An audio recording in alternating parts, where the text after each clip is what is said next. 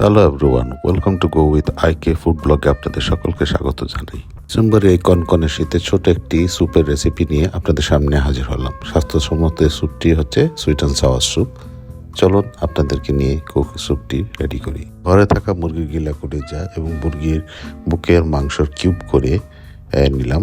আপনারা দেখতে পাচ্ছেন 2 লিটার পানিতে ফ্রেশ শীতের বের হওয়া পেঁয়াজ দিয়ে একটু ফুটিয়ে নিচ্ছি, সাদা আদা রসুন দিচ্ছি, মুরগির মাংস এবং গিলা করে যেগুলো দিয়ে দিলাম।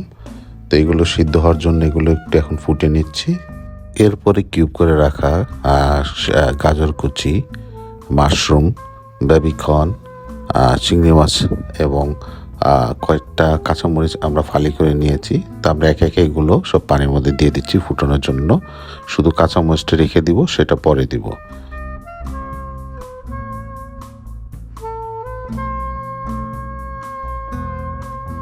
এখন আমরা সুপের পানিটিকে ভালো করে নেড়ে কতক্ষণ ফুটাবো। ফুটানোর পরে এখানে একে একে লবণ দিয়ে দিব। লবণ 1.5 টেবিল চামচের মতন দিব। লবণটা একটু বুঝে দিবেন, তার সাথে অল্প একটু চিনি দিবেন, একটু টেস্টিং সল্ট, ব্ল্যাক পেপারের গুঁড়ো, সয়া সস, তারপরে সয়া সস 2 চামচের মতো, ভিনেগার দিবেন।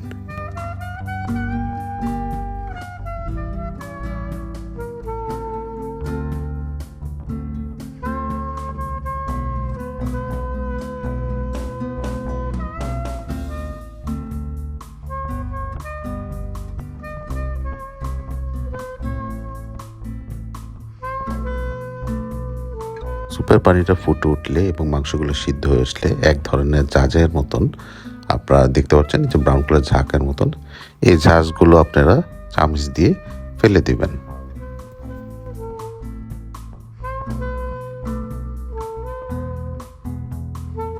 দেখতে পাচ্ছেন মাংস এবং সবজিগুলো সুন্দর মতো সিদ্ধ হয়ে এসছে এবং সুপের পানিটা খুব সুন্দর মতো ফুটছে।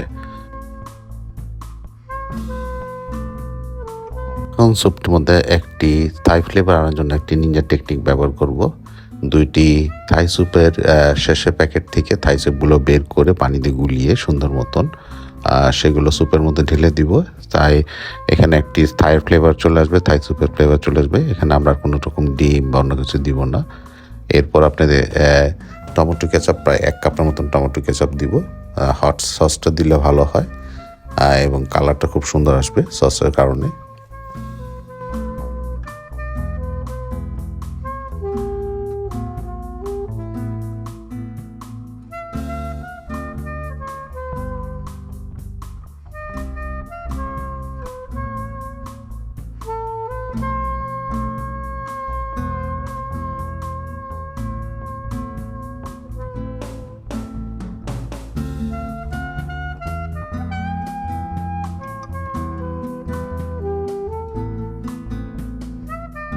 এর সাথে ঝালের জন্য আমি কিছু চিলি ফ্লেক্স ব্যবহার করব। চিলি ফ্লেক্সটা আপনার পছন্দ অনুযায়ী, ঝাল অনুযায়ী আপনি দিবেন।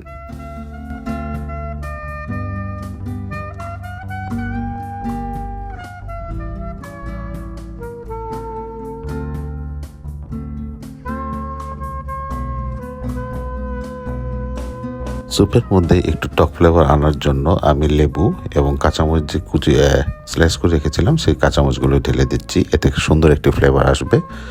এবং স্যুপটিকে একটু ঘন করবার জন্য আমি একটি গ্লাসে ঠান্ডা পানির মধ্যে কর্নফ্লাওয়ার মিশিয়ে নিচ্ছি 2 টেবিল চামচের মতন। তো এটা আপনার ঘনত্বের উপর ডিপেন্ড করে আপনি কীরকম ঠিক রাখতে চাচ্ছেন, সেই হিসাবে আপনি স্যুপের মধ্যে কর্নফ্লাওয়ারটি মিশিয়ে দিবেন।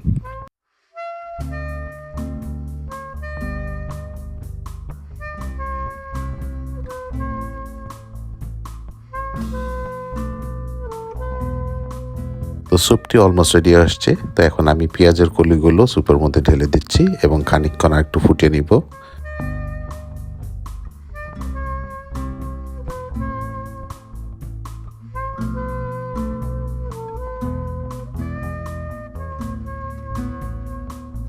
ফাইনালি স্যুপটি পরিবেশনের জন্য রেডি হয়ে গেছে। এখন গরম গরম ধোয়া উঠানো স্যুপগুলো আপনারা পরিবেশন করবেন পাউরুটি কিংবা অন্থন কিংবা চিকেন ফ্রাই নুডলসের সাথে। এই শীতের সন্ধ্যায় স্যুপটি খেতে বেশ মজা এবং উপভোগযোগ্য।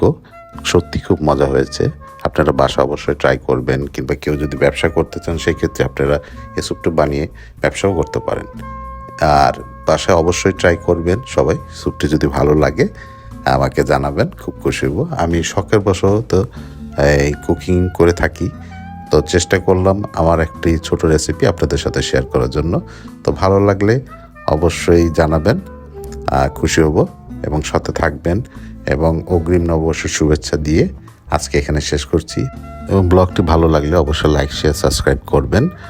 আর আপনাদের ভালো লাগলে অবশ্যই আবার নতুন কোনো রেসিপি নিয়ে আসার চেষ্টা করব। তো ততদিন ভালো থাকবেন, সুস্থ থাকবেন। আল্লাহ হাফেজ।